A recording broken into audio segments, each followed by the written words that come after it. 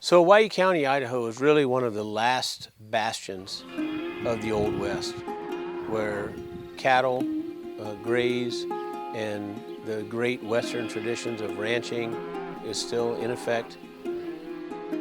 Over 100 years ago, when the Panzeris settled and homesteaded and started acquiring the parcels that they put together to make what is now the Brasher Ranch, it has to be admired and respected that they've put together such a modern day gym starting out so long ago in such a rugged country.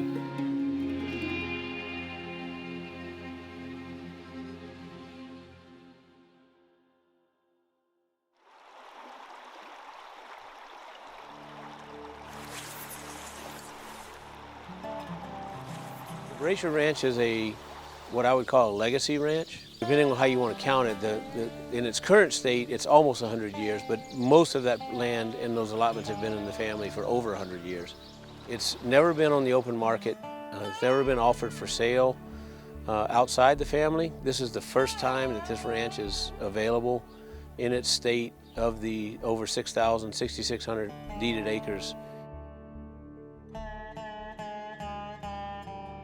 Hello, Craig Brasher, Marsing, Idaho. The one homestead you didn't get to up there at Scott's, there's a ghost at that one. I don't know if we want to go on record with that. That might run some people off. Don't put that on the for sale sign. My name's Craig Brasher. I'm the current manager of the Panzeri Livestock Company. My family started this business circa 1910. They homesteaded in the area of the ranch, 2 homesteads. My great uncle and my great grandfather homesteaded. They started the ranch there. They acquired another ranch over the hill, which is the home base right now. We call it the home ranch. 1934, my grandparents on my mother's side, William and Pearl Panzeri, got married in 1934, and they started Panzeri, what would become Panzeri Livestock Company. They purchased 2 bands of sheep. They maintained the sheep herd until 1972, along with the cow herd. 1972, they sold the sheep and we became exclusive cattle. And my grandpa, Panzeri, William, basically put the ranch together. He acquired different homesteads, different properties, put it together. It's about one of the last ranches that's all in one piece. The private ground is almost all touching. You don't drive anywhere, you don't run any cattle with anybody. You're pretty much by yourself.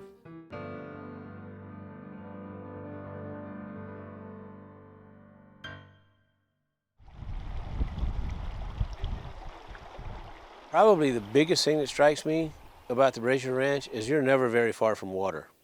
And in that country, that's a rarity. The ranch is almost exclusively all live water creeks. We've never ever had shortages of stock water there. We only have a handful of dirt tanks, but for the most part it's all live water. There's absolutely no stock water issues there ever in the history of that ranch. The cattle never are very far from water, which is very efficient, that they don't have to spend a lot of energy seeking water, walking the water. As far as wild game is concerned of this area, Unit 40, this is my opinion, we have the premier elk herd there in the whole Unit 40. I've had guys go up there hunting and they've seen 20 plus bulls in one outing, in one afternoon, 20 plus bulls. The access to them is almost exclusively through our ranch. The Brasher Ranch is pretty much right in the middle of Unit 40.